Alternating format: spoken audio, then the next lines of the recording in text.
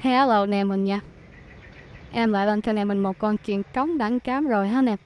Anh em nhìn thấy nè, tướng cao cậu nè, bự con á, lông cũng báo vài sợi rồi ha nè. Nó thì nhảy khôn nè, rất là cao cậu nè. Nhưng mà cánh á thì cũng có các vài cổng ha nè, áo hình cầm nổi nè nè. Chứ giờ mà bung hết áo ra con nào cũng như con đó nha nè.